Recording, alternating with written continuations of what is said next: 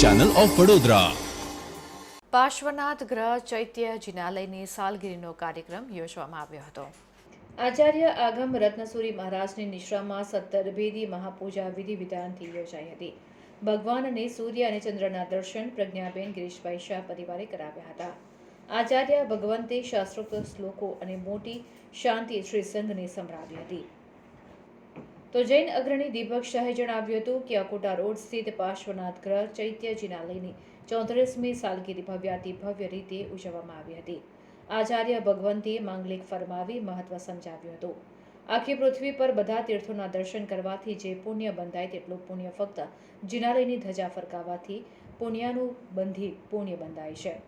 દરમિયાનમાં ગિરીશભાઈ શાહે જણાવ્યું હતું કે આ નિમિત્તે યોજાયેલી ભક્તિ ભાવનામાં ગાયક રક્ષાબેન તથા અજીતભાઈની જુગલબંધીએ સ્તવનોની રમઝટ બોલાવી હતી.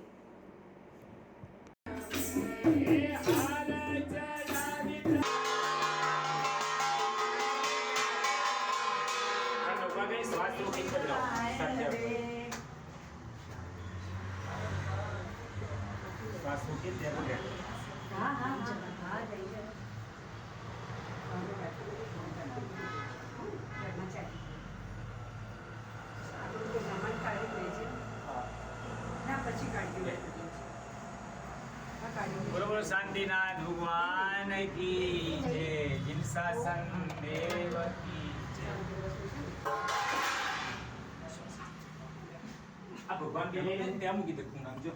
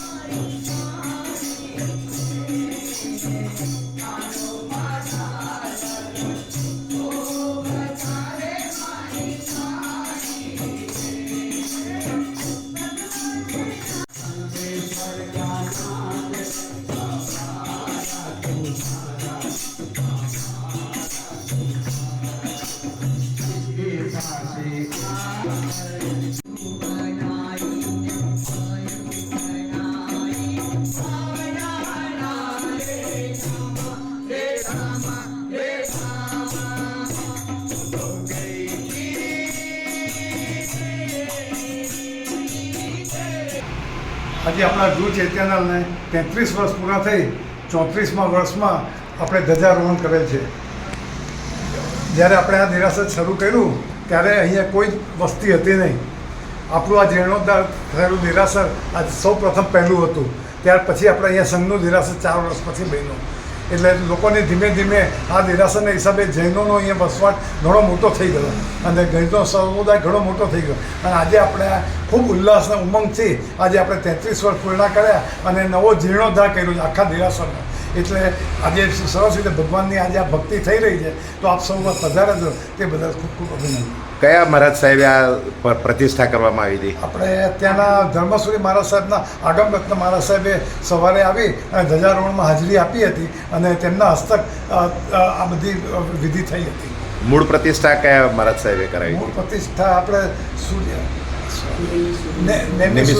નેમિસુરી સમુદાયના સૂર્યોદય મહારાજ સાહેબ સાથે થઈ.